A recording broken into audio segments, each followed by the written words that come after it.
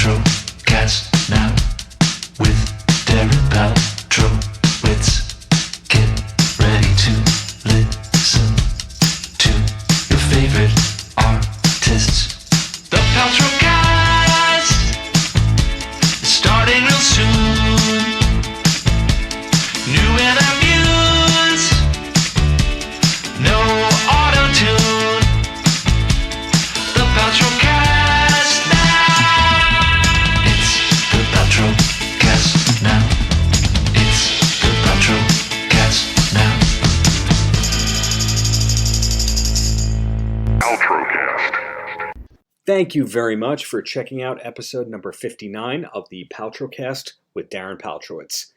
This episode features 3 interviews taped recently with great musicians, and those interview subjects are Lzzy Hale from Halestorm, Chris Hillman from the Byrds and many other projects, and singer, songwriter, producer, and man of many hats, Mike Viola.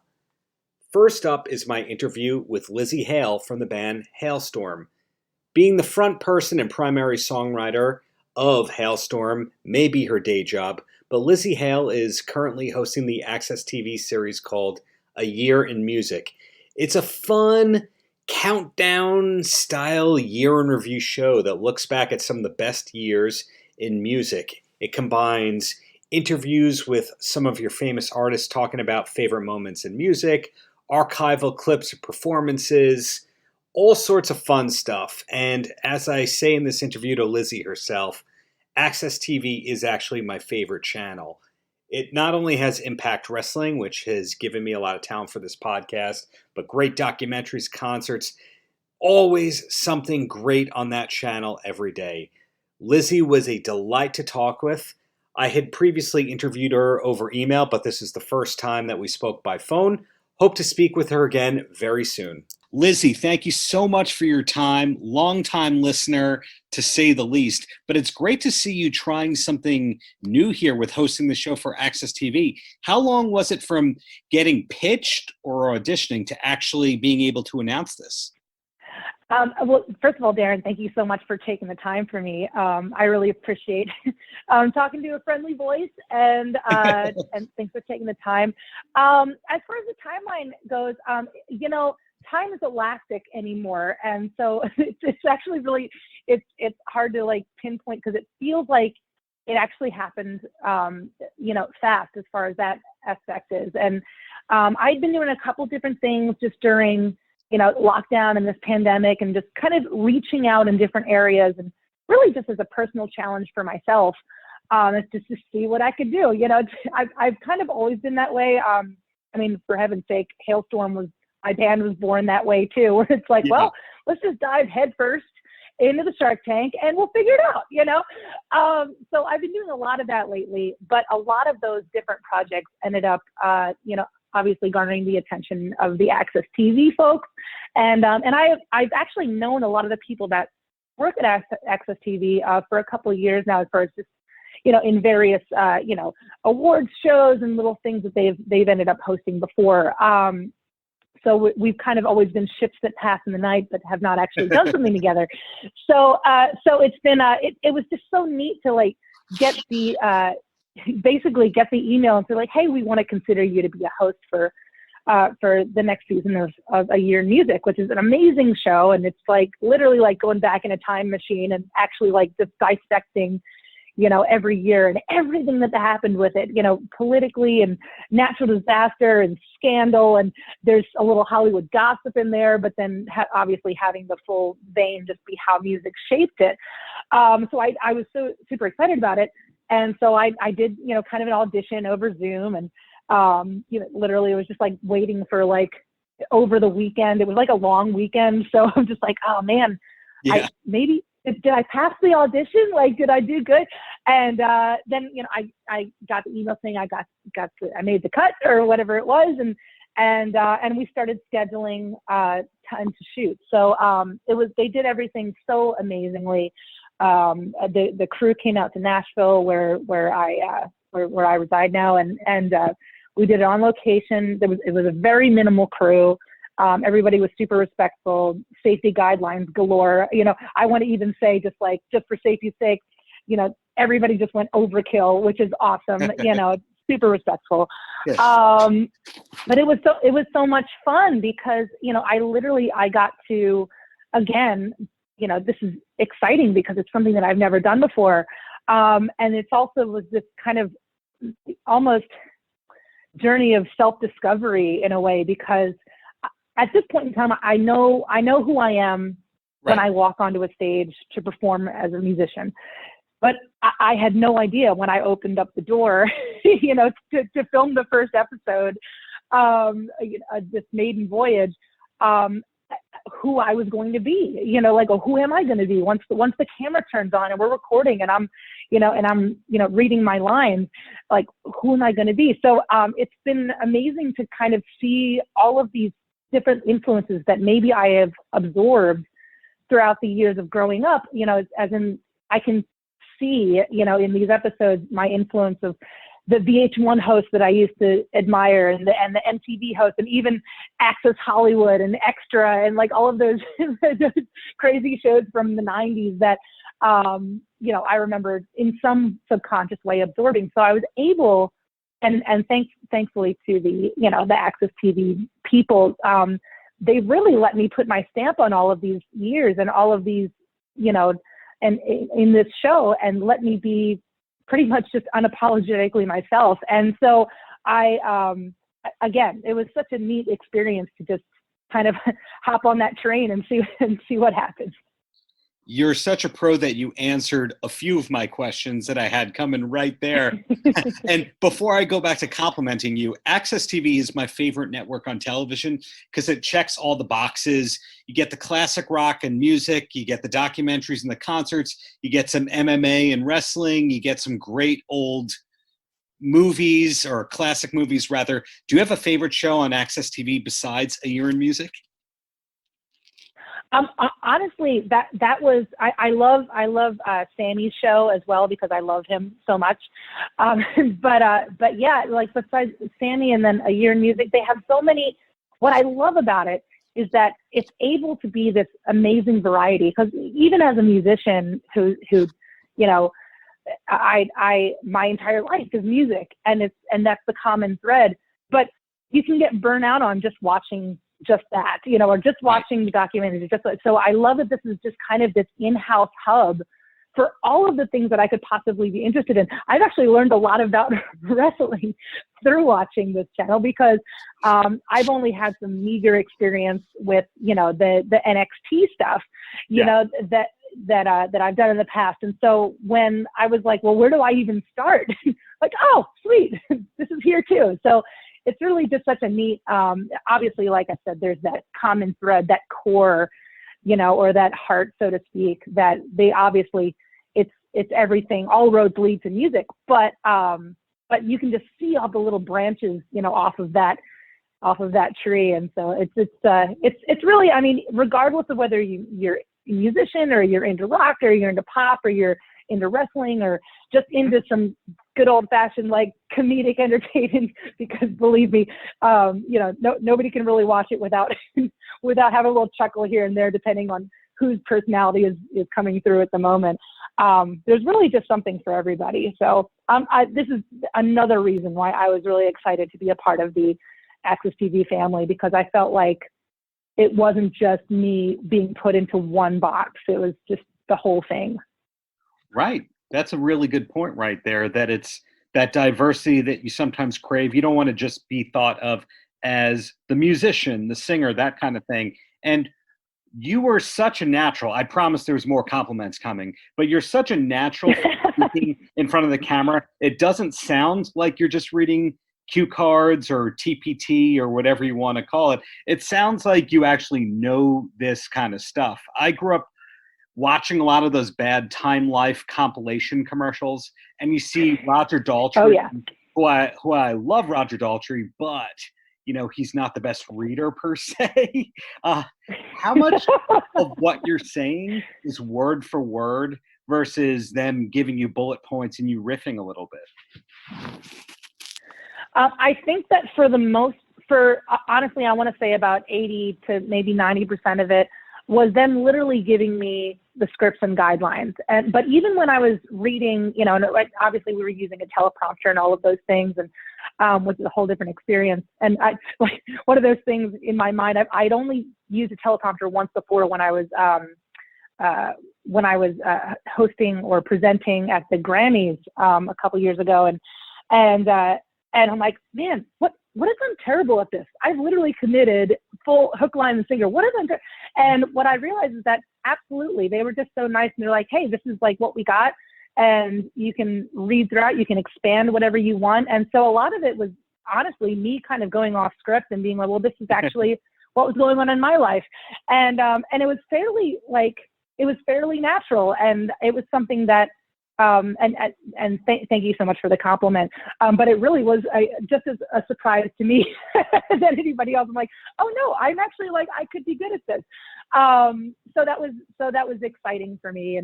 And again, like just such a huge thanks to the AXS TV people for letting me do that. And like I said, letting me be, you know, unapologetic in my story and inserting my own self into all of these years. Because regardless of what anybody knows about Halestorm, you know, yeah, we made our debut on Atlantic Records in 2009, but and technically signed in 2005, but we've been a band since '97.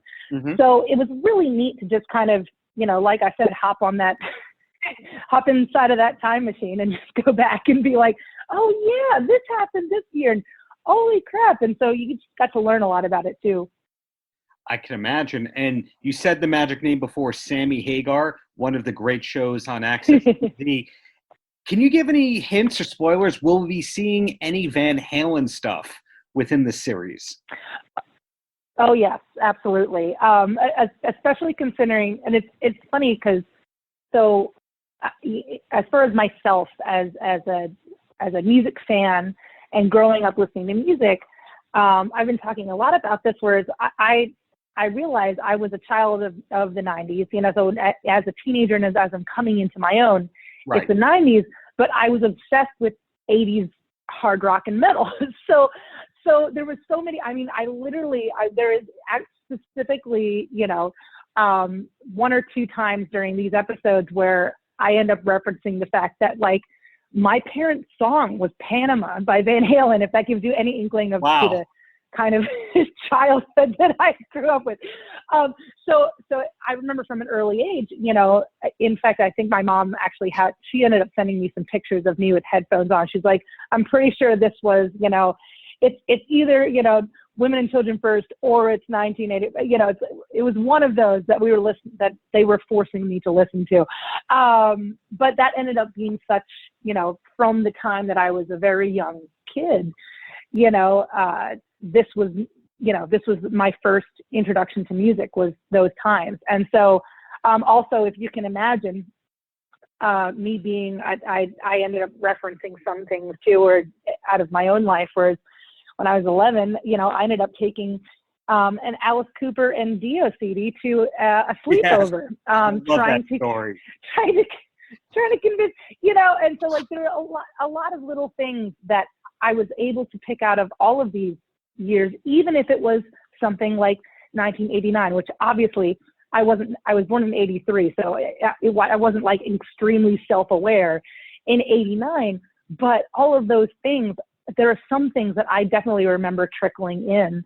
And so, like I said, it was me actually being able to go back in time and actually learn about those years, just even besides the music. So it's just, it was such a cool journey for me. I can imagine. Well, being mindful of your time here, the next time I interview you, I'm going to talk about Van Halen and 80s rock. But for now, Lzzy, any last words for the kids? Oh, for the kids, this one's for the children.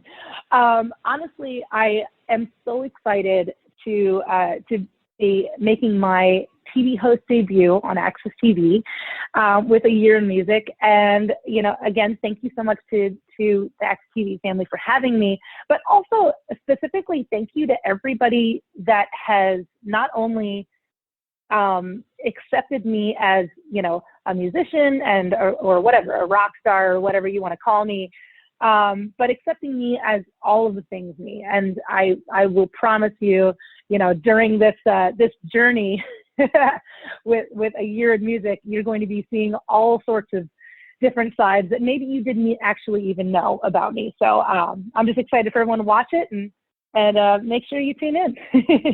Looking forward. Just keep up all that greatness, and congrats on this great hosting debut there. Oh, thank you, Darren. You're awesome. And I can't wait to see you after all of this, after the gates open again. Paltrocast. Next up is my interview with Chris Hillman. Chris Hillman first found success, you could argue, as a member of the Byrds, the Rock and Roll Hall of Fame group, which is really one of the first groups I ever remember hearing as a kid. I told him that during the interview. But more importantly to a lot of people, Chris was a member of the Flying Burrito Brothers band. That's a band that a lot of people believe should be in the Rock and Roll Hall of Fame. Chris and I spoke about his past and those bands in the Desert Rose Band, but a large focus of our interview was his new memoir called Time Between My Life as a Byrd, Burrito, and Beyond. Chris could not have been nicer. Going into this one, as I kind of mentioned to him, I tried to interview him in 2005 or so, and at the time I was told he wasn't interested in talking about the past. So it's great to see about 15 years later that Chris felt it was time to write a book, and within this book he really does take the high road and have a great recollection of everything, but at the same time not find the fault in others for any shortcomings he ever had. Gracious guy. Really do hope to speak with him again soon. Hey, Darren. Hi. Hey, Chris. Thanks for making time, to say the very least. How's your day going so far? Pretty good. So far, so good. Where are you calling from? Long Island, New York. I know you've played here many times. Not sure when you did last. No, it's not for a long time. My father's place.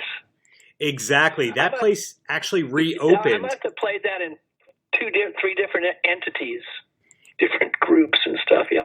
Exactly. That was the route. You'd play my father's place, and you go into the city, and you'd play Bottom Line. Those were the days, yeah. Exactly. All right. Exactly. Well, congratulations on this new book. It's out in basically a month and a half, 2 months. But when did you actually finish it? I actually finished it about. Let me ask my wife. When did I finish it before we gave God? She's smarter than I am. 2019, totally. Well, I finished it a few years ago, but when BMG approached me, and Scott Bomer, who heads up their publishing things, I'd love to see some of it. So it was really done. I gave him most of the manuscript to read, and then they offered me a deal. They were very interested and felt that I didn't need to have a co-writer, which was very complimentary. And so, Sure. But then the work starts because, Darren, then my daughter is an English lit teacher, so she had already edited it, merciless. Boy, did she get me a big red pen, and she's going through it. Because I'd be in the midst of the writing, and I'd write these horrible cliches. It was like heaven on earth or whatever. And she'd go, "No, Dad, and she'd write a big red line through it. But she edited it initially, and then my wife started to get involved with it. She hadn't even read it prior to that. My wife was incredibly helpful because she would say, "Why don't you embellish this part where you're talking about going into the studio with Manassas or whatever," and I would go back and I'd sort of add more to it as we went through. So it was another year and a half or two that I finally got it completely where I liked it. And then Scott Bomer, great editor. I mean, he came up with the idea, why don't we open with The Fire? I said, that's a great idea. So that's how that came about. So it's a 7-year labor of love.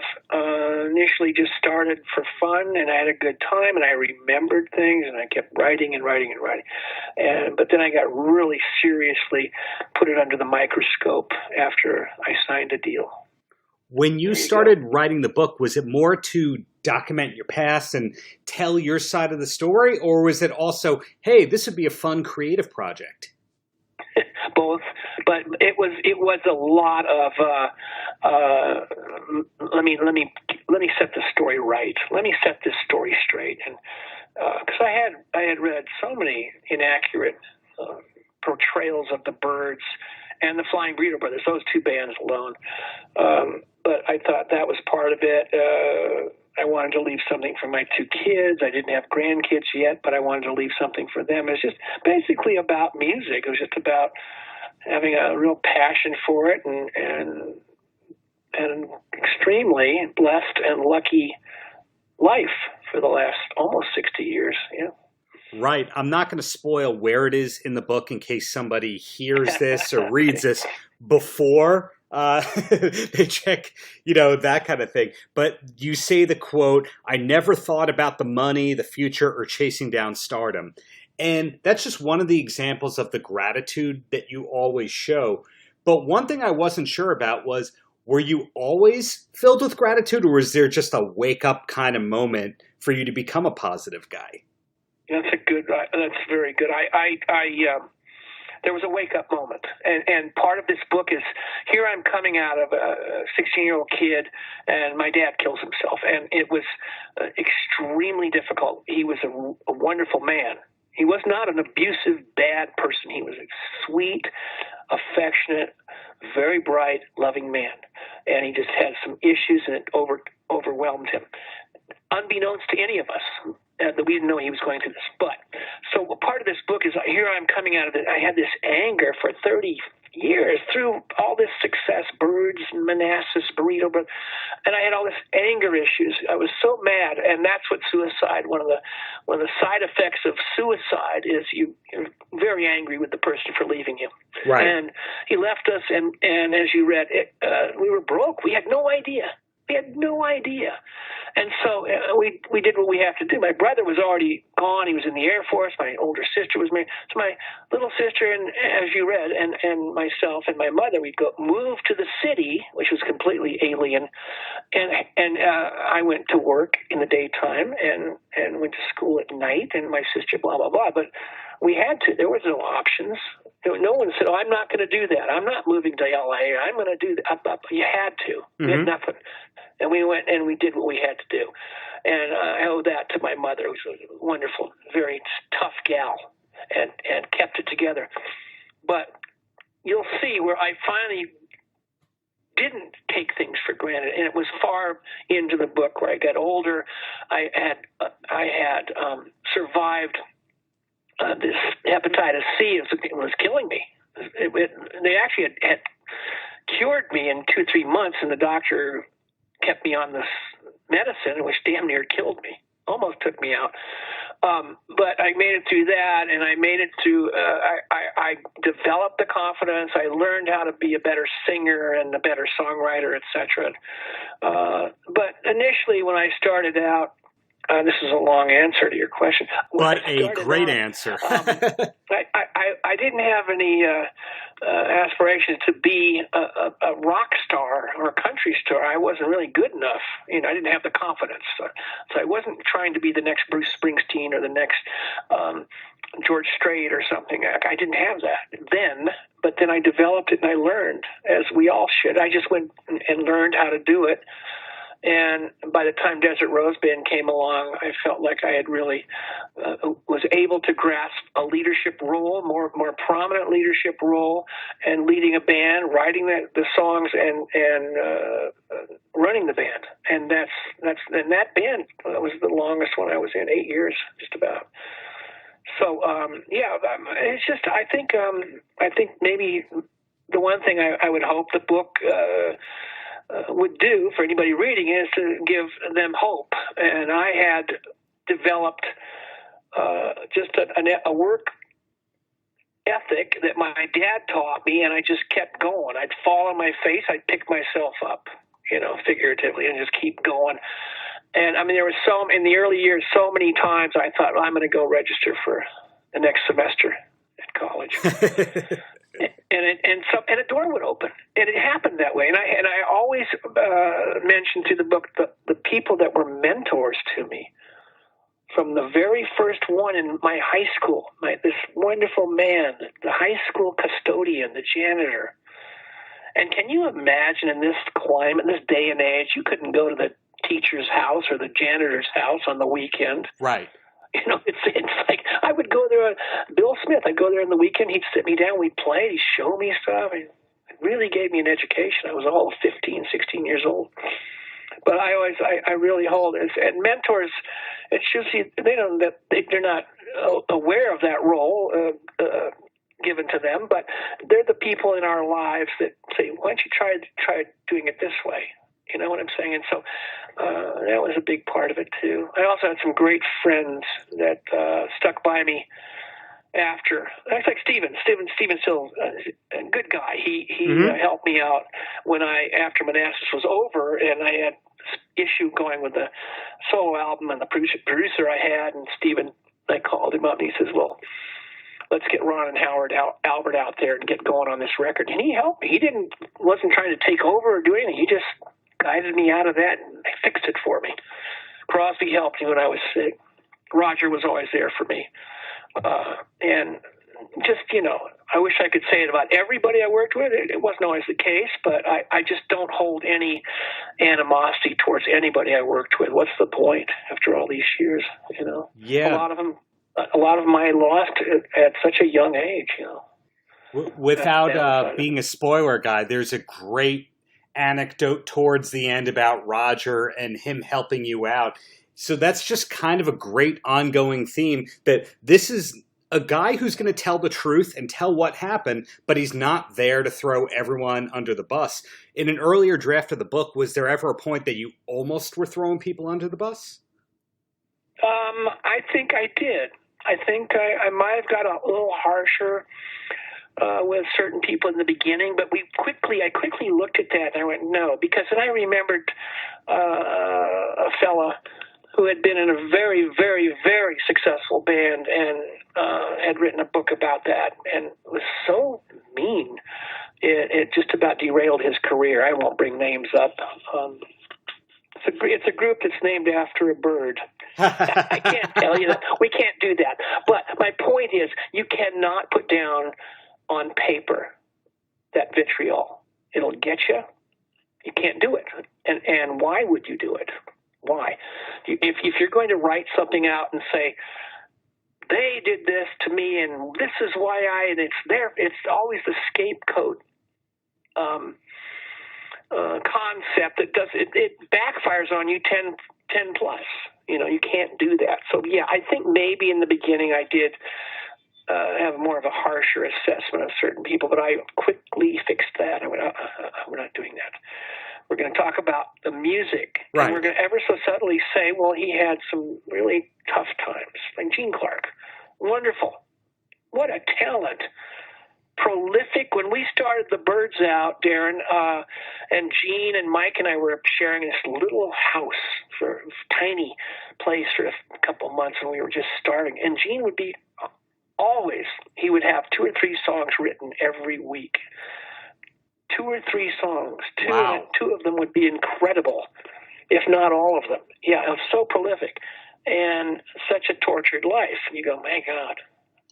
And you go, well, and then you go through that thing of, well, do you have to put yourself in that frame of mind to create? No, you don't.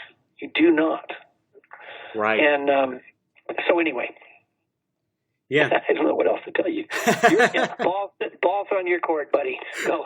Well, rewinding about 15 years, I was supposed to interview you when you were playing BB King's in New York City. And they said, well, you can email questions to Chris. And I emailed some questions, and the publicist at the time went, Chris thinks that these are a little too much about his past. And then they pointed out to your bio at the time where it said something along the lines of that it's all a book that you're not ready to write and you're nowhere near finished making memories. So when I saw, hey, there's a Chris memoir coming, there was such a sigh of relief to see that you were going to finally tell your story. So you mentioned that it was, a long time in the making, even before BMG and all of that. So that's more of a statement than a question. But was it a specific person whose memoir or bio that you read? Because you just mentioned a cautionary tale of one that did it wrong. Was there somebody whose bio that you read and you went, this is the way to do it? Yes. Good one. Yes. And I don't make a habit of reading life stories. I think I read Keith Richards' book, which I thought at first, I went, gosh, he wrote this. No, he didn't. He had a co-writer, but it doesn't matter. It was an interesting book. Sure. And a lot of the people in that book I knew pretty well. He opens the book with this guy that I knew, Fred Sessler. That was funny. But the one book I did read was Linda Ronstadt's book, and I loved it. And she never, that was my inspiration, how to approach what I was doing, because she never, ever denigrated anybody that she had worked with. It was her, in her story, it was all about music from the time she's in Tucson, listening to her dad sing, or listening to her mother, or hearing bluegrass, or hearing what's coming out of California. I think she mentions the squirrel barkers in her book, which is quite interesting.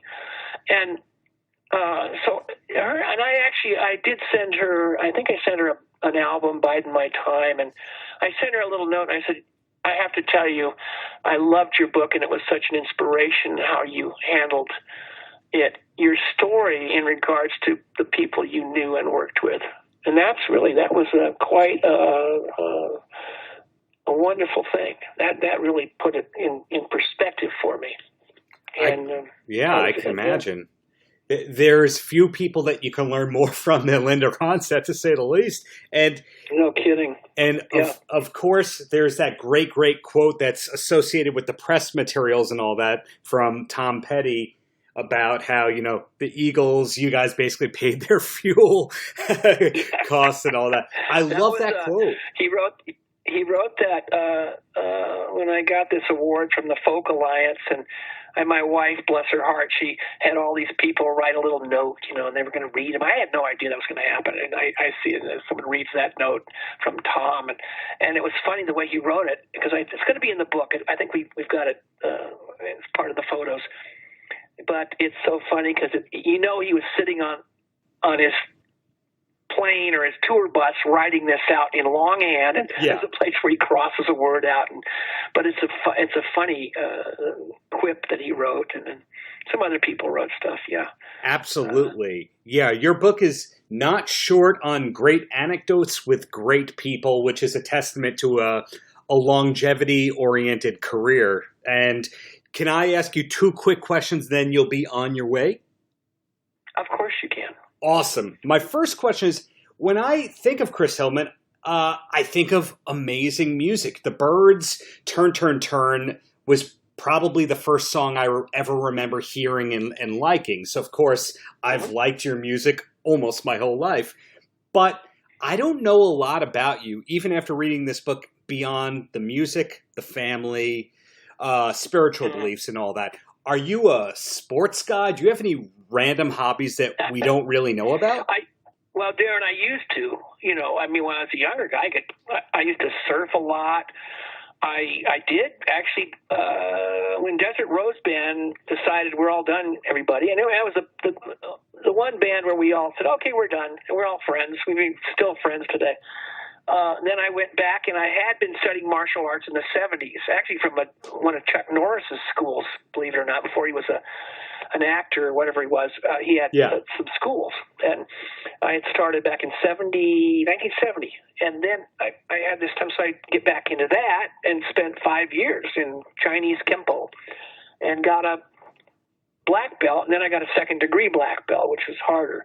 So I did that. I surfed. I used to ride bikes. I had a lot of stuff going on. And prior to COVID and all this stuff, I was a huge NFL fan. I still am. I sort of turned it on yesterday, but it's not the same. I see the refs with black masks on. I go, just take the mask off and call the play. Call the foul, call the flag, whatever it says. So, I was active, very active athletically, physically, and all manner of things, and mostly quite enamored with surfing. I started doing that back in 1957, and it was just starting to sort of get popular back then. But I don't do that anymore. There's not very many things I can still do. Well, it seems like all the people who founded great country, soft rock, Laurel Canyon, whatever you want to call it, everyone seemed to be playing softball. Not me, buddy. Not you. Me. I think I played one softball game with some of those guys. I remember I went to played softball, and I think Tim Schmidt was playing, and a couple other people. I just didn't go. I didn't go for those kind of group activity deals. You know, like I played sports in, freshman or sophomore in high school. I got just hammered in football. I lasted about 2 weeks. I got hit so bad that I had my back was a mess for up until 8 years ago when I finally had surgery on it. But so I really wasn't that kind of a group sports guy. That's why I love surfing. Surfing was between me and the water, right? And the karate was interesting because of the art of it, and then where you're just sort of figuring out this whole thing against one other person. Not in a bad way necessarily, but anyway.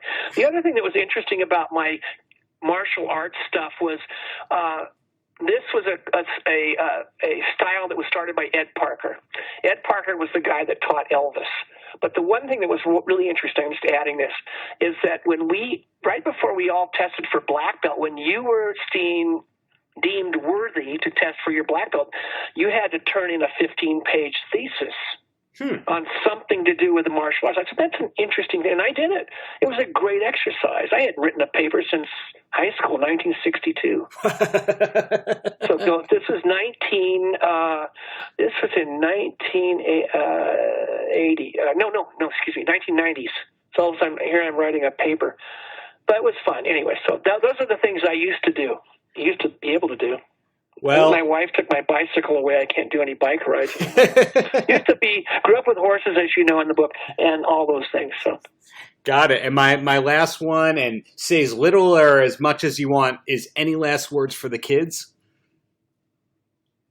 For who? Which kids? I think it's whatever kids are going to be hearing this, because let's face it, you have 3-4 generations of fans at this point. Oh. Well, I'll tell you something. There was a period of time up until recently, a couple of years, I would get questions from kids all the time, 18, 19-year-old kids. Do you have any advice for Mr. Hillman? First, I love that. Would you have any advice for me and my band, or me as a singer? And I always would say, continue to play, work really hard at it, but go to school and get a 4-year degree, minimum 4-year degree in something you like. Not something you think, I'm going to make a lot of money, I'm going to go be a lawyer, that you hate. You might like it, I don't know. And they'd look at me like I was crazy, but, I did a podcast, Darren, with these guys, Chris and Chris from Vampire Weekend. Oh, yeah. I never heard of them. And they were the nice guys. These guys all went to Yale. They all have degrees in Columbia, and all three of the major guys. And they were so nice and great. But point being, I would tell these young kids, give me some advice. I'd say, get a 4-year degree. So you have something to fall back on. And as you can see, this was before the record business took such a left turn and was just not a business model anymore. That all makes sense to me. It's still there. Me. It's still out there, but you know what I'm saying. It's not the same as when I started. You're talking to somebody who has a master's that he doesn't use. So yeah, but you don't understand. See, I have great respect for you that you did that. I wish I could have. I could go back to school at 75, but I don't really think I want to do that. So I really educated myself on my own, and I would have probably majored in history, if not English lit. 2 things I liked that I did fairly well in high school. But good for you, buddy. So, yeah, you're not the first person that's ever said that to me. I've heard that a lot. Or I've got a doctorate and I don't use it. Some people, I've heard that from somebody, too. Exactly. I got to ask you a question. I got to hang up. I've got to go. I'm sorry. But what did you get a master's in? Library and Information Sciences. Okay.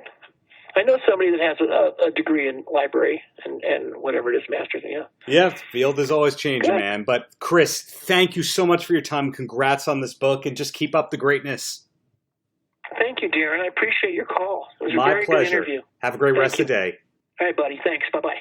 Paltrocast. Last, but definitely not least, is my interview with Mike Viola, who has an excellent new album called Godmuffin. But Godmuffin is not the only reason I wanted to speak with Mike. Yes, Mike is one of my favorite singers and songwriters of all time. There is no disputing that. I have been a fan of his since, I believe, 1997. It might have been 1996, where I saw him open up for They Might Be Giants at Irving Plaza with his old band, the Candy Butchers. From there, I learned that he was the guy who sang That Thing You Do. Blew my mind that that was the same exact guy. Then from there, did other digging, kept following his career and all that. And fast forward to, I believe, 2008. I saw that he was playing at Joe's Pub, hadn't seen him live in a bunch of years, reached out and I told him that I thought I could get him a record deal in Japan. Surprisingly, he wrote back to me. Even more surprisingly, I did land him a record deal and he toured Japan, and I went with him to Japan as sort of a de facto tour manager. And that was the first time I really spent a lot of time talking with him. Wound up doing some management work, and ultimately that led Mike to introduce me to some of his friends over the years who I consulted for at different points, like Rachel Yamagata, Tracy Bonham, Lucy Woodward. And that's not the only way that Mike changed my life. If you like the sound of this podcast, credit that to Mark Piro, who I met when he was attending NYU and interning for Mike. Mark is one of my favorite people there is. A few years ago, my wife Melissa and I got married in Las Vegas, a destination wedding. And you send out invites to everybody to that sort of thing, not expecting very many people to come out. But when Mike and his wife Audrey RSVP'd and drove out from LA to Vegas to come to this wedding, to spend time with me and family and all of that, that meant the world to me. And I'm sure a few times over the course of that wedding, I cornered my longtime friend since high school, Joe Hassan, and went, I can't believe Mike Viola is at my wedding. And I feel bad, but I did play That Thing You Do during the wedding.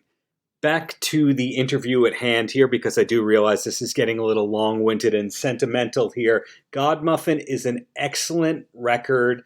Definitely breaks new ground for Mike as an artist. He played, sang, produced pretty much the whole album, except a string part, which we talk about early into the chat. I think you're going to get some insight into him as an artist, what's coming up for him as an artist, and why he does the things that he does. Oh my God, that pun was not intended. Sorry, Mike. Anyway, enjoy this one. Am I getting you from the home secret studio? We can say that. A location not to be known. I mean, you know, I do my studio, but I keep the reception's not strong there because I like to not talk on the phone there. Ah, interesting. So that's by design there. You know, launching kind of straight into it, was the new album 100% made in the home studio? The new album is 100% me. Besides the viola that opens the album, that's Eric Lee, who I've collaborated with a lot on that record, Accusto Di Perfecto. I basically did that record with him. Eric played viola on that. Got it. So the drums are actually in your home studio? Yeah, all the drums. That's just me in my little studio and on my '66 Slingerland kit. And yeah, you sound surprised. I sound surprised because I remember years ago when I was asking you about playing drums, and you're like, yeah, I don't know. I get other drummers to do that. And then once or twice I'd watch you in a jam on a tight budget thing, be like, yeah, I'll play the drums myself. So I'm wondering when you kind of became comfortable with playing the drums on your own recordings. Oh, right. Yeah, that's true. I'm still not comfortable, you know. But I think I'm comfortable playing guitar. You know, I kind of approach all of this stuff.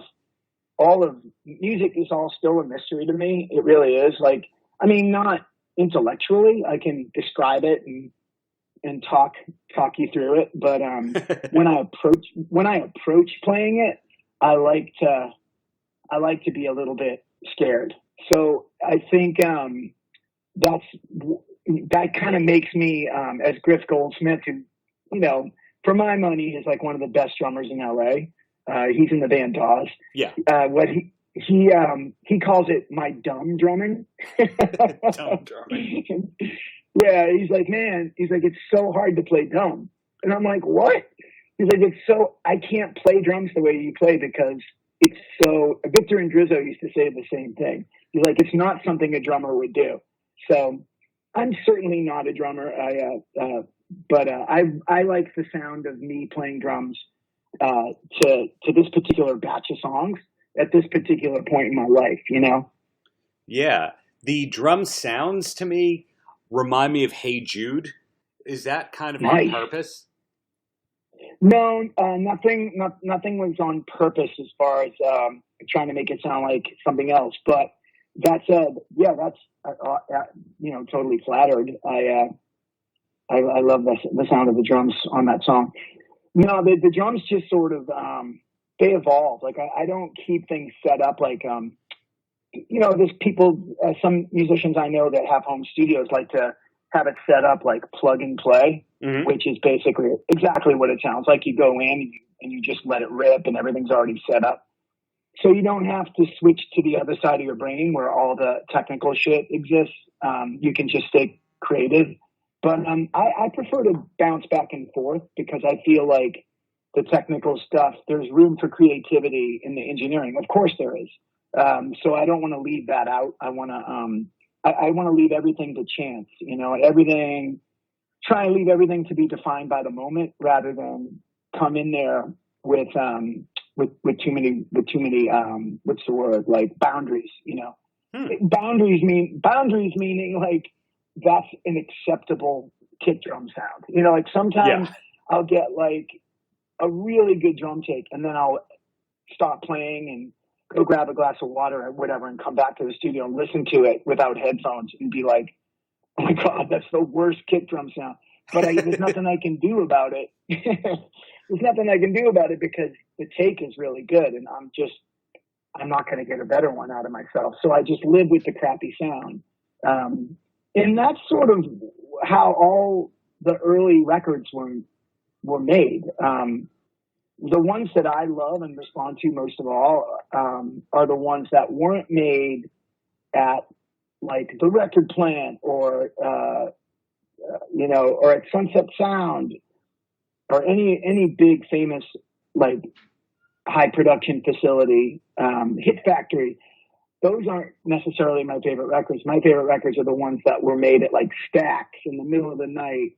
Or Beatles records, even though EMI Studios was like state of the art, it was 4-track, and they were still trying to figure out how to record rock and roll at that studio. They never recorded rock and roll there before the Beatles. So like, yeah, there's something in the being uncomfortable and unfamiliar, and it kind of like creates these mistakes that.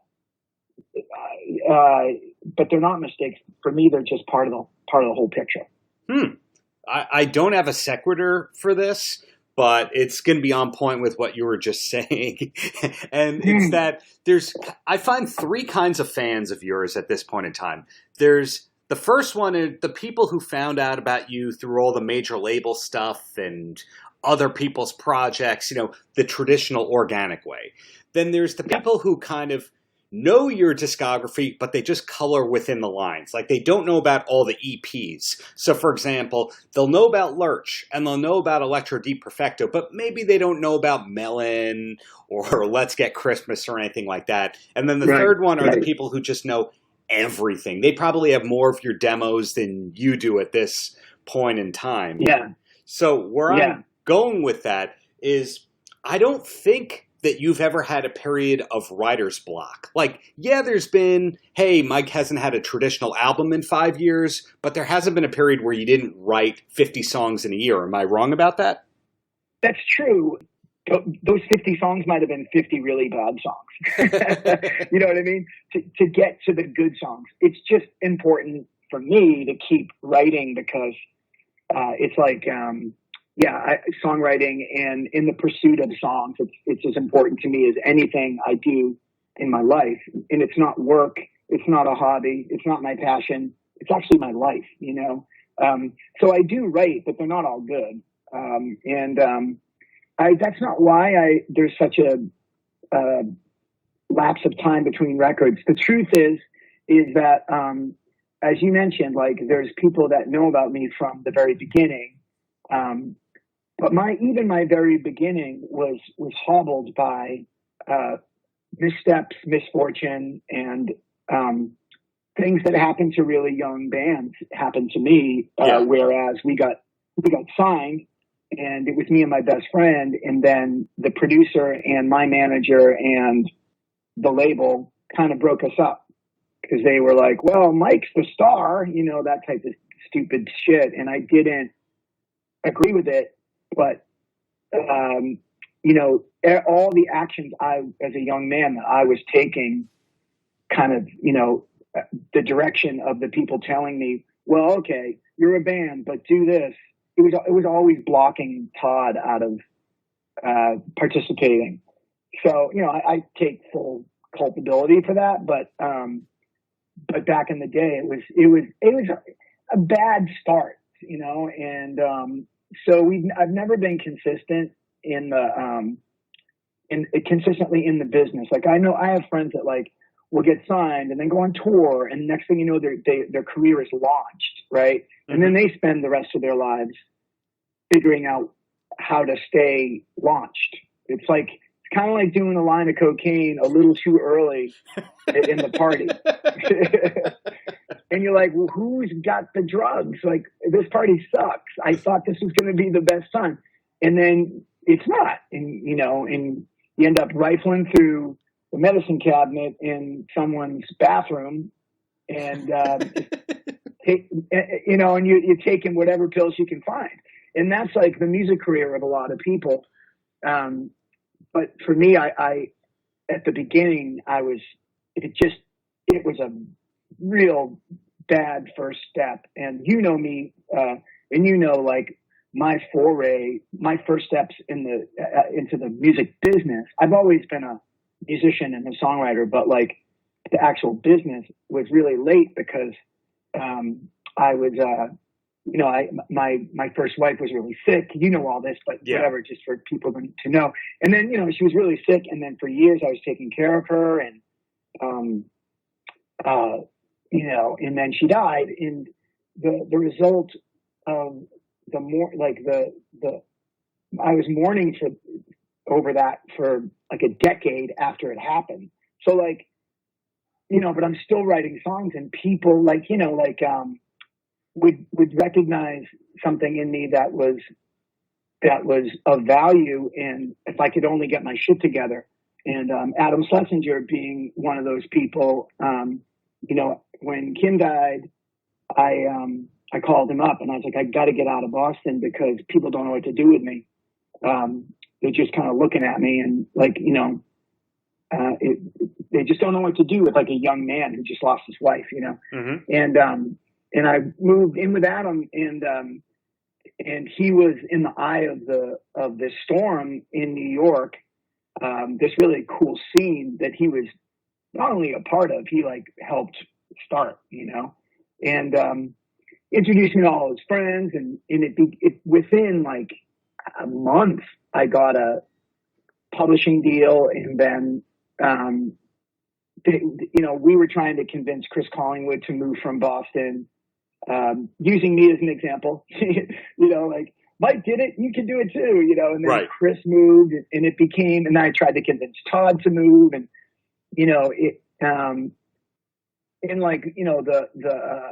but Adam just recognizing Mike, if you could just get your business hat on, he didn't say that, but if you could just figure out your direction and kind of go for it, you could really do this. And, it just was a real bad combination of poor management and poor timing. And also I was mourning, and so much shit was happening, Darren, at the time. And I just didn't know how to be in it. You know what I mean? How to be real present. And circling back to the recordings I make now, and just my goal is just to try and be present in every moment that I'm making music. And so, as you can see, it's this long thread that I keep pulling, and I could talk about it until I kind of meet myself on the other end, but I'll never really know the answer to this stuff. So that's why I don't have writer's block. It's one of those things as an outsider, because I don't live through your pain or anything like that, but it's got to be one of those things that you can kind of laugh at all the people that gave you the advice when you were in your 20s and 30s of, well, if Mike just did this, things would work out for him, but they're not going to work out with him because he doesn't have his stuff together. And then here you are at this age, not only making a living, but super respected with a catalog that you're probably 70% proud of at this point, where the phone is ringing, where it's more you reaching out to people. I mean, more people reaching out to you than you have to reach out to. Like, you're not one of those let's do lunch kind of people. And a lot of those people who take every meeting, who thought that was the right way to do it, things kind of petered out for them. Would you at least give into that maybe you were right? Oh, I mean, I've honestly accepted that, like, I'm exactly where I should be. And I appreciate you saying that. I mean, because we've known each other for years, and you know how I've struggled with this, with that kind of that gene that I lack, it might be a narcissistic gene. I'm not too sure exactly what the gene is, but whatever it is, I'm missing that. And, it might be in my favor. I can't sit here and honestly be like, yeah, dude, I was right. But I can say, there's nowhere else I'd rather be. I really do mean that. And I think it was like, it might have been 10 years ago, maybe more. You and I were driving probably to San Francisco from LA on a long drive. That's what we were doing. Yeah. And you were like, you did one of those like road movie things where like you asked me, what are your life goals? And I was like, fuck, here we go. But it was hard to answer. Couldn't answer it. I'm like, I don't know. I don't. So, and there's people that walk around with like crib notes of how they want their life to turn out, like the way the script, like the lines for their next thing they're supposed to do or say. Yeah. But yeah, I just lack that. I just lack it. But I will say, I think one of the things I answered was, I'd love to play small theaters all around the world. Yes. And you were like, that's a good goal. And then the universe listened to me, right? And I ended up going on tour with Ryan and playing theaters all around the world. I should have been more specific and said, me as the I'm going to play my own shows. Yeah. Well, anyway. Yeah, you said that you wanted to do 1 month a year of playing theaters all over the place. And I think you said you wanted to do an album a year or something. And if I have my timeline correct, that was before Electro Di Perfecto was even written. Yeah, I think that's right. Yeah, I think you're totally right. I'm glad one of us has a steel trap for memory. In fact, that trip you wrote... I did. You wrote a song what's the song? Columbus Day Parade. Yeah, you wrote that song with different lyrics, but that's right. But bring it all together here. Again, you didn't follow the advice, and all these people who knew better than you were telling you, oh man, he's never going to amount to anything. Yet organically you connected with Ryan, and that was a couple of years of your life, and you were organically connected with Mandy, and that's been a couple of years of your life and brought you to Dawes, and that's all connected with your work with Rachel Yamagata, which isn't that connected to Dan Wilson? I forget how you connected with Dan, but it's kind of like the good work led to good work led to good work over and over again. I think that's right. I think that anybody, especially anybody in Los Angeles, can testify that that's just how it's done. I had some friends over here last night actually for dinner, and at one point it was like, we're responsible dinner in the backyard, of course, like 6 feet. It's so awkward to do that, but we do it anyway. You know? We're in the backyard, and whatever. I think Audrey was like, "Do you want me to get a bottle of wine?" Like, and so she left, and we started talking about business at dinner. And that's just how it's done in Los Angeles. It's like a Robert Altman movie in a way. Like when I would look at those movies and be like, wow, do people really do that? You know, like talk about scripts and parts and stuff at like social gatherings. And that's actually how 90% of the deals get done in this town. So like for me, when I moved here, what was that, 12 years ago or something, that was way more natural for me, Dan, than going to an office. Because in New York, it's all about lawyers and office meetings and taking those lunches. In LA, in my world anyway, in the indie rock world, now the jazz indie rock world, it's like it's way less formal and way more like just who you know and who you really connect with. Bringing it back though to the new record, did you finish it in February? Did I read that correctly? Yeah, I finished.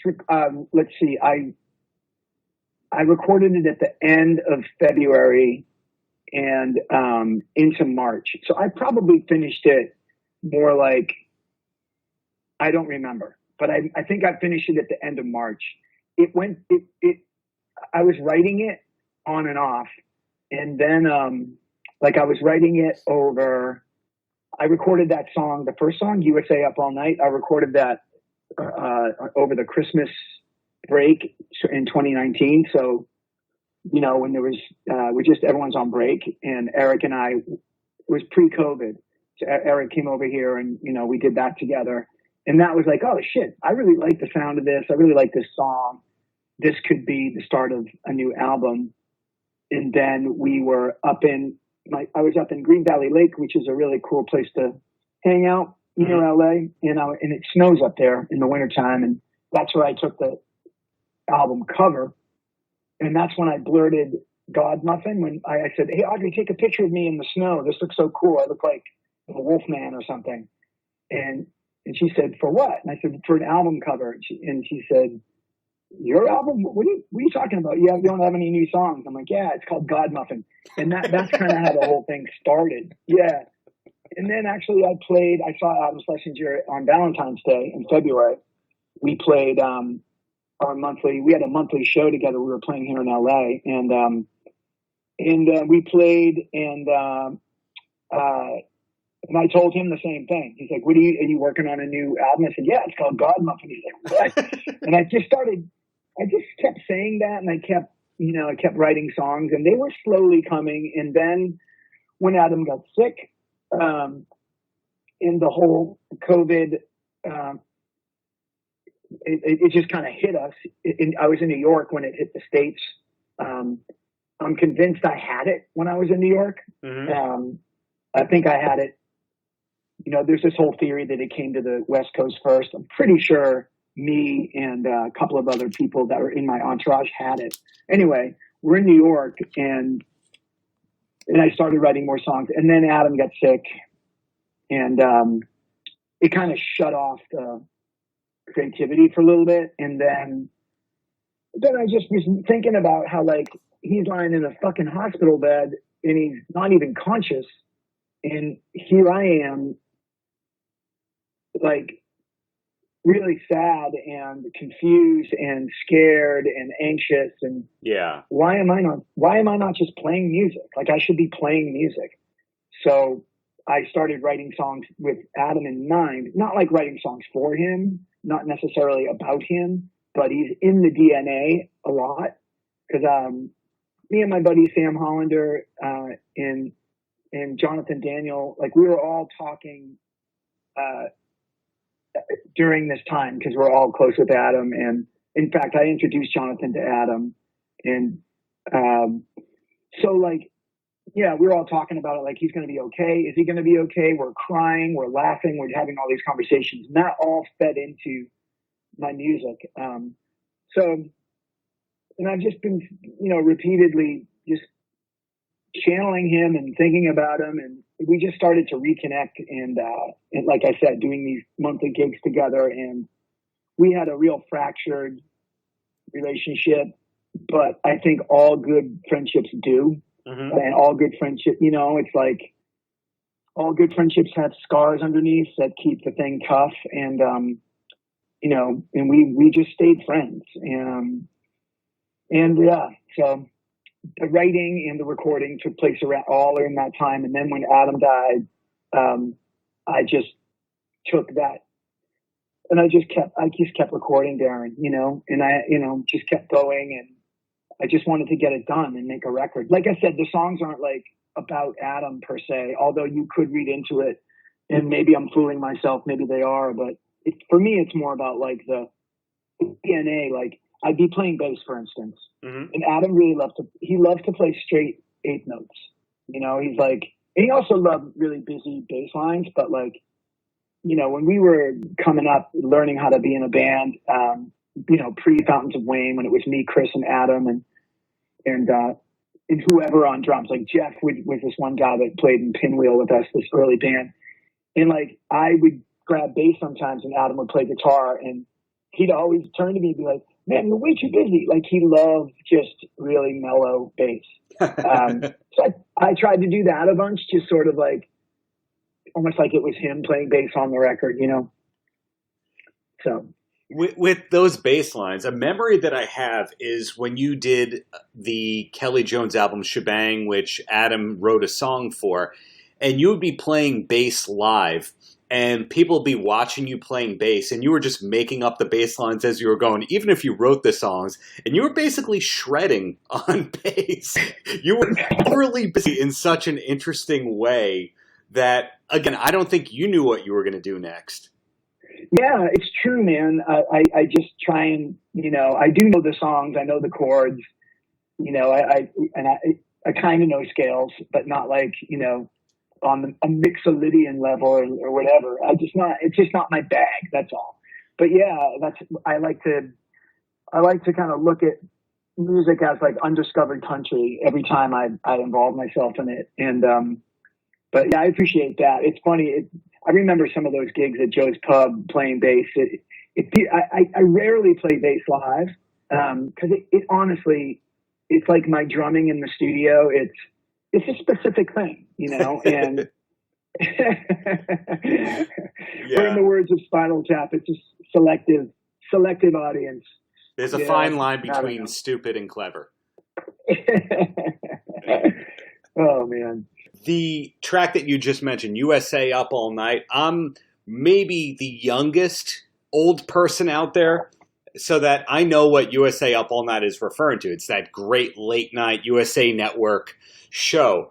And I love that your music used to not have any pop culture references. I think maybe the Lurch album, when you mentioned Cornelius on a song and Lurch in general, I think that was maybe the first time you really said names of existing things that you were into.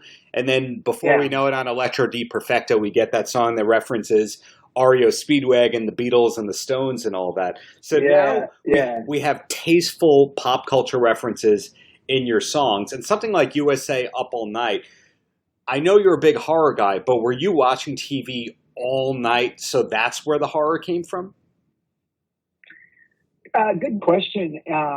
Good question. I mean, for your listeners that know what that is, it was, that it was like less about the movies you were watching and more about Rana, the host, or Gilda Gottfried, who was the host as well. And later. Yeah, he was towards the end. It was just Rhonda Shears, I think that was her name. Yeah, exactly. I may or may not have interviewed her before. Amazing.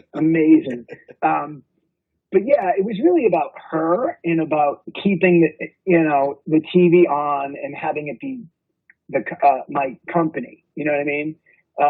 So yeah, and the horror movies just was all about.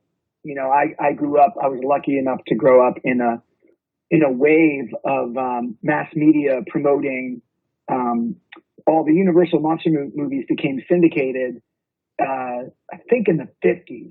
And so they started showing them, and then baby boomers grew up with this monster craze because all these monster movies were chopped up and put on TV. And that's when the whole monster craze started in the 60s. But in the 70s, there was a second wave. And that wave was actually even bigger because it included all the Japanese, like Godzilla and Mothra, and all that stuff, and Ultraman. So yeah, there's just so much to feed on.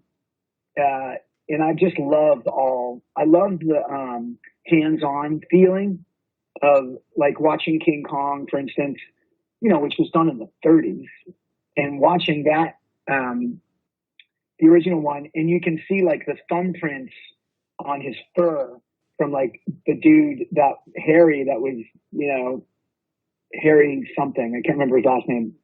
But the model guy, like making King Kong move, animating him, you can see like his thumbprints and shit, and like you can see the way things. And my recordings are the same way. You can hear me press record, or you can hear the dog next door barking. And I really like the hand. I like there's signs that somebody touched this. This was not made by a filter or an auto tuner or a robot. This is not robot music. I love robot music as much as the next person. Yeah. I really do. So I mean, you did a whole album of that again, the people not really following the discography may not know Temple of Static. So you do actually like the robot music. Yeah, that's a very druggy album that I buried, but yeah, thanks for that one.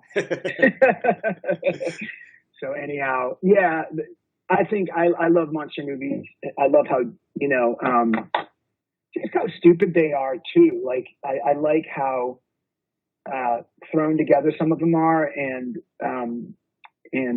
just handmade. And I have to tell you, I'm starting to make my own monster movies instead of videos. So because I can't tour, and I'm not a big fan of live streams, I'm going to try and do it. I'll try and get into it. But even like, you asked me, like, can we do Zoom for this interview? And I didn't want to do it just because I'm so tired of being on internet camera. Yeah. It just really depresses me.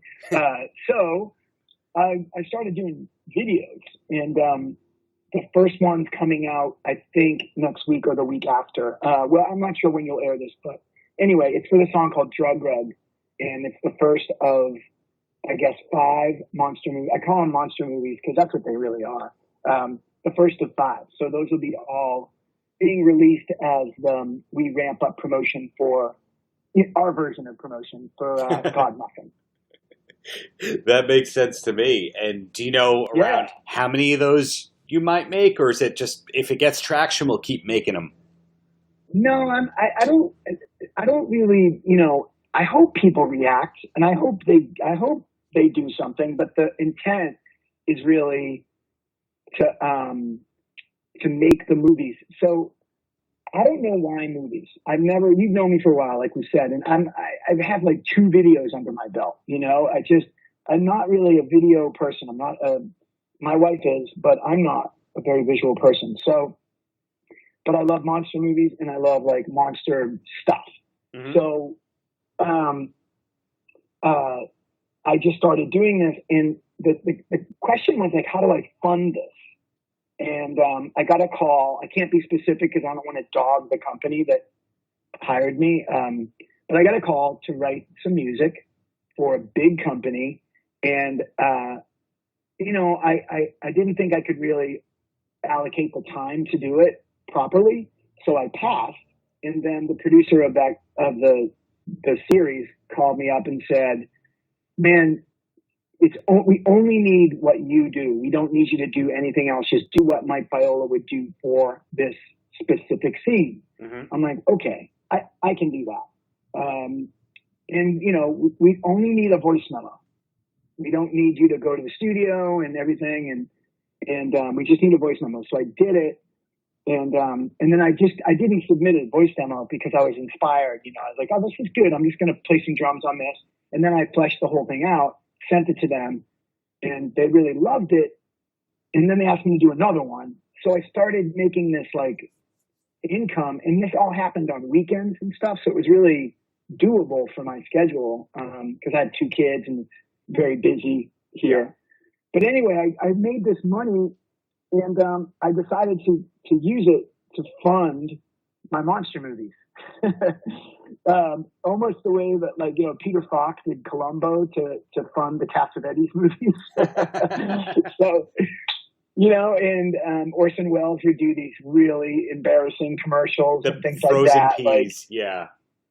Yeah, to fund his crazy movies. So I was like, I read that book, Infinite Jest, which it sat on my shelf forever, and I never read it, and it became like a joke between me and my buddy Pete, because he has a copy on his shelf, on his nightstand, that he's never read as well. And then, I started reading it I guess it was last year, and there's, a guy in the book, the dad in the book becomes a filmmaker late in his life, and he is so prolific.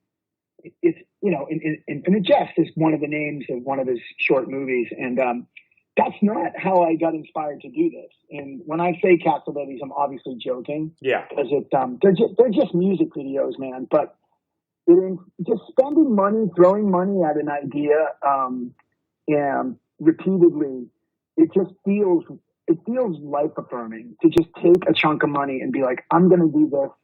I'm going to make this movie with my friends. And so I did, and I'm just going to keep doing that until I guess we run out of ideas. But right now it feels pretty fruitful. So I think we'll probably get like 7 little movies done ultimately. That is very exciting to hear. Cool. I'm looking forward to all that. One of the 3 videos that I do remember you doing was Soundtrack of My Summer, which was horror themed. So yes. Yeah. Exactly. So another thing that I'm curious about, and if it's too soon to say anything about this, I'll edit this out or I'll cut it or minimize it or anything like that. But partially thanks to you, when I interviewed Taylor from the band Dawes, he said that he was never a metal guy, but you floated an idea to him about recording some jokey, commercially viable metal songs. Is that something that might actually happen? I don't remember the commercially viable part of it, but I did give him, we've been writing these riffs. He's really probably the most prolific riff master that I've ever met. Like, he's got so many riffs. So I was getting him to just like slow the riffs down and, just take that riff, take like 3 notes out and then slow it down and play it again. And it's so badass. He's so good at it. And then, his band is great. And it's just a natural thing. It's going to happen. It's got to happen. We even have a name for it. We have a name for the project. Are you allowed to say it, or we just have to wait and see? Sure. No, I'll tell you. It's called The Wizard of Dawes. Wizard with 2 Z's? Yes. Oh, wow. Yes. There's no chance that has any influence from your early days of Ozzy Osbourne. No chance. No chance at all, man. That's a stretch. Yeah, that's yet another thing where you have to go, well, I can't wait to see what comes from Mike on this end. Another thing that's great about the album to my ears is you're still taking major chances with your singing. A lot of artists, once they cross like 40, okay, let's look at Whitesnake, for example. When you see David Coverdale sing live, the music's perfect. The music sounds awesome.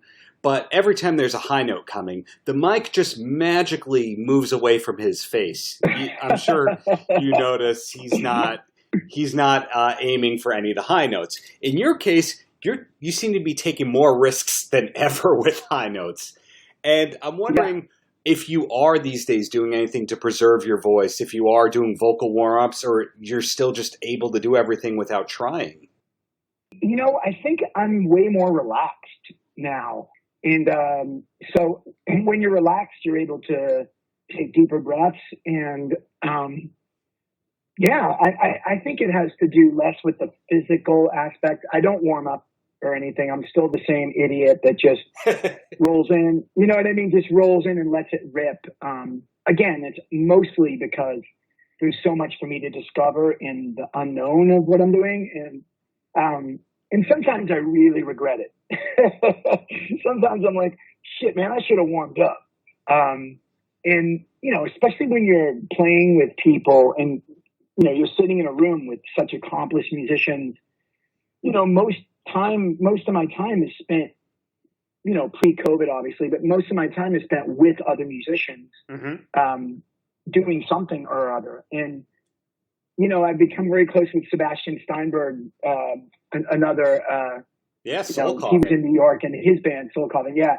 And, that guy he emailed me a voice memo this morning of this new song he wrote. And I'm just astounded. Number one, that he can sing like that and then play jazz guitar like that. Like, and then, you know, a week will go by, he'll send me, and we send each other stuff back and forth, and he might send me something and it'll be like this Brian Eno soundscape, you know what I mean? And so I guess I'm digressing, but like, you know, just being around accomplished musicians, I think the thing I have to offer is less technique and stuff. And as a singer, it's the same thing. It's not really, I don't really look at it as the high note, more about like, it's just kind of following the melodic path. And if it leads me up there in the attic, if it's a little, you know, there's some cobwebs up there or whatever, I'll blow them out. But actually, I found that in my older age, I've been singing a lot lower too. I'm just more relaxed. I think that's really what it is. But when I'm thinking like mid 2000s, early 2010s, when you be playing the song "Hang On, Mike," because that'd be one of the shouted out, requested kinds of songs that you'd have to do every night. It was a 50-50 shot as to whether you were going to be hitting those notes or not. And I think you said, I'm trying to think of your exact quote about like, even when it's bad, it's pretty good. It was one of those kinds of things where it didn't bother those notes are falsetto, you know?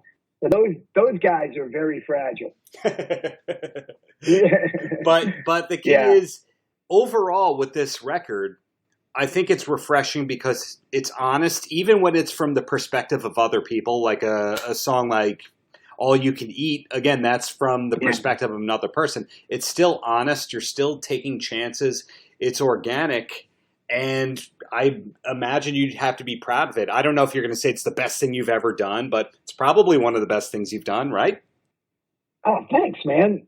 Thank you so much. You mean that song or the record? The record as a whole. I know that wasn't a standard question. A lot of people, when they do press, they have to go, and trust me, this is the best thing I've ever done, because the last album had problems. And then you look back and they talk about the last album, oh, this is the best thing I've ever done. And that last one was tough to make. I'd have to imagine, though, this was not an easy record to make because it's very personal. But it's one that you're never going to go, oh man, what was I doing? Thanks, man. I mean, I really like this record. I think it's a really solid, listen, and I really like the songs, and I'm proud of the way the whole thing came out. And I think I sort of, because I look at it like I'm on my third life, right? Like, you know, I really do. I look at it not like, you know, life is long. You just have to like stop doing. Sometimes you need to like stop the life you're doing and start another one. And for some people that looks like, you know, multiple wives, multiple Porsches. For some people that looks like, you know, multiple homes, in different jobs, like bouncing from job to job. But for me, what it looks like is just reinventing reinventing the now, like reclaiming the moment I'm in, like just stopping and looking around and reclaiming where I am, you know, and taking full ownership in it. So like, I'm an old man. And, you know, I'm gray. I've been through the ringer, but it doesn't matter. My stories are still my stories, and historically stories, you know, all this stuff is like my cave paintings, you know, So it doesn't matter if there's an audience. I wish there was more of an audience rather, so I could do that little theater tour we talked about. Mm-hmm. That really is a goal. But I think about like Mark Maron, you know, and how he, you know, struggled with his comedy career forever. And then he found one of his lives, like, I don't know which number it was for Mark, but like his podcast life, like he found, and it's not just like, oh yeah, that's a good market for you to be in, Mark. You know what I mean? Like it wasn't at the time. Yeah. He just did it and he was drawn to it. And so I'm very similar like that. And I think we're the same age, me and Mark. And, you know, it's just like, it's my story and it might be interesting to some people. And ever since Hang On Mike, which is really what I consider my Start Here record.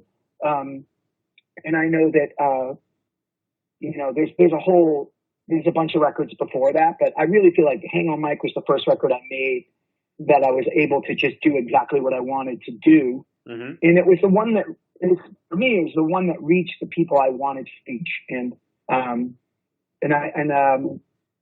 so, it's just, and that's kind of where my story begins, is Hang On Mike. And that's pretty late in my career.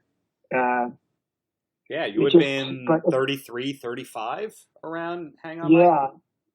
Yeah, that's right. You know, and it's pretty late in my career, but it's okay. And I look at it like, you know, that I learned so much making that record, and I've continued to follow that path. And my third life started, I think, when I made The American Egypt, which was in 2018. Just the way I made that record, and I mostly played everything on that besides a few drum passes.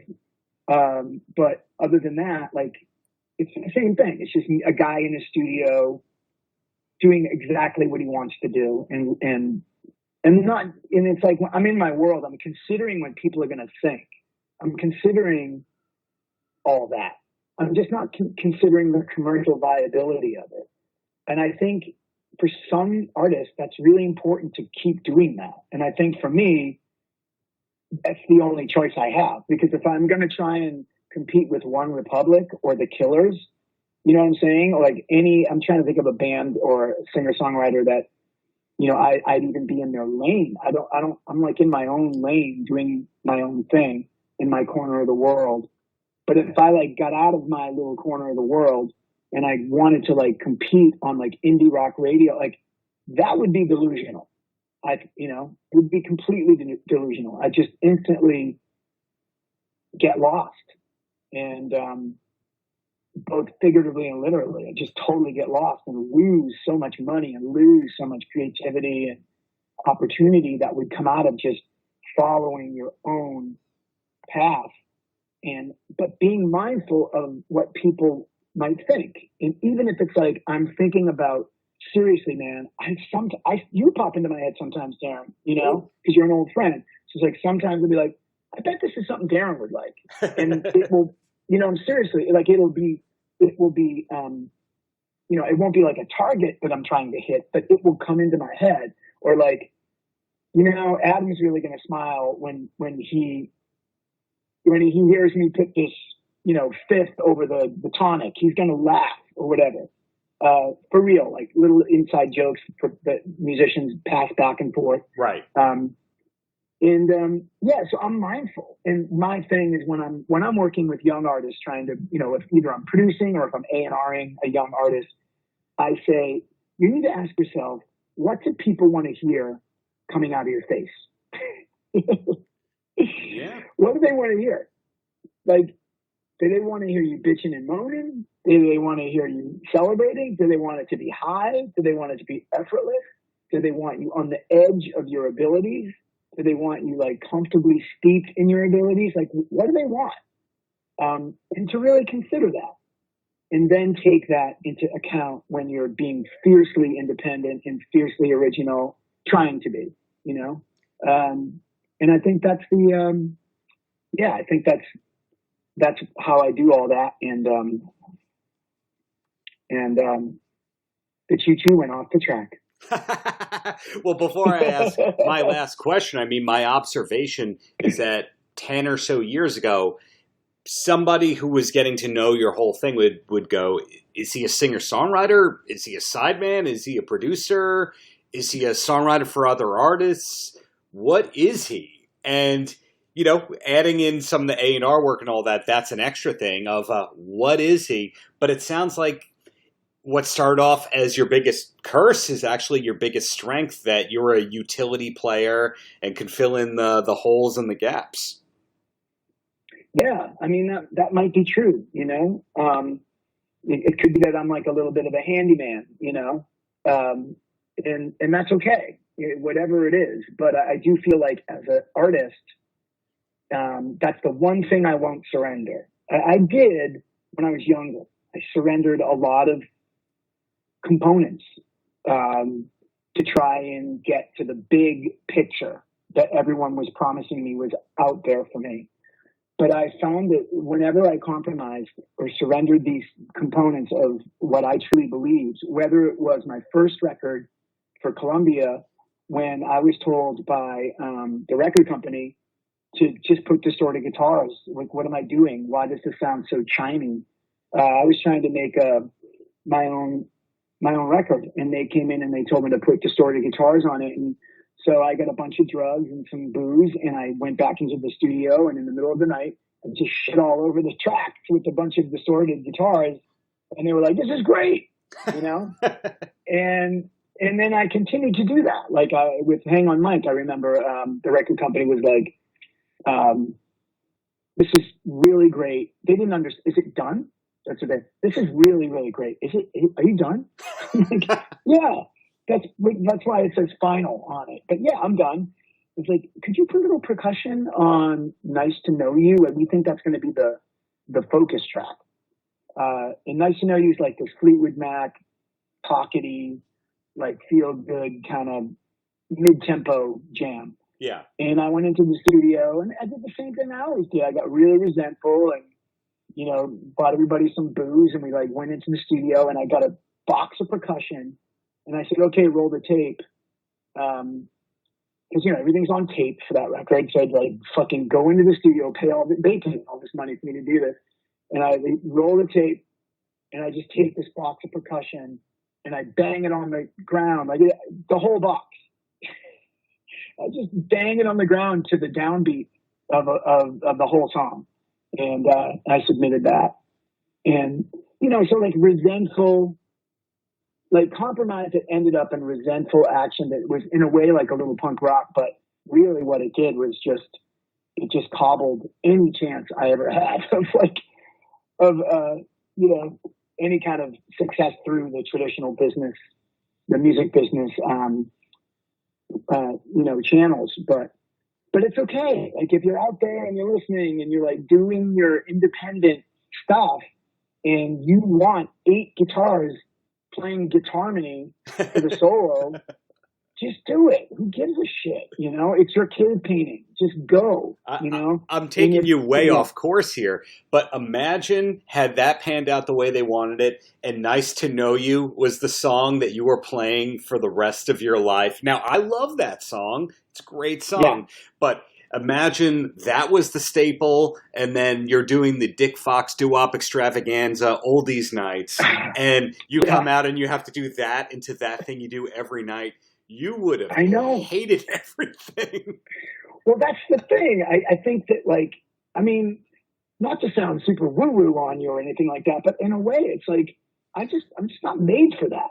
Yeah. And it's okay. Like, I remember going to Government Center in Boston in the 80s, had this oldies show, and it was free every weekend. And I lived in Boston by myself, and I would go to Government Center and watch like Herman's Hermits, or like the Association. Yeah, they play, you know, at the foot of the World Trade Center, right off the subway there. It'd be the Association playing, and like people, you know, eating lunch, walking by, and kind of listening to "Cherish is the word that I use," you know, and me just thinking like, how were they doing this?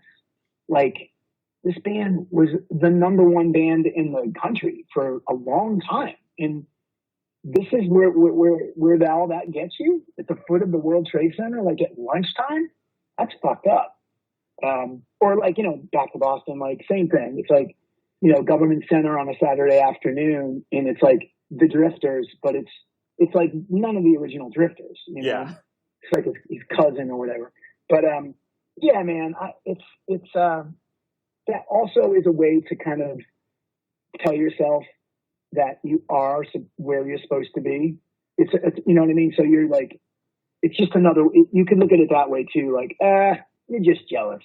But the truth is like, I think you're right. I had a hard time, during That Thing You Do when it came out and it was huge.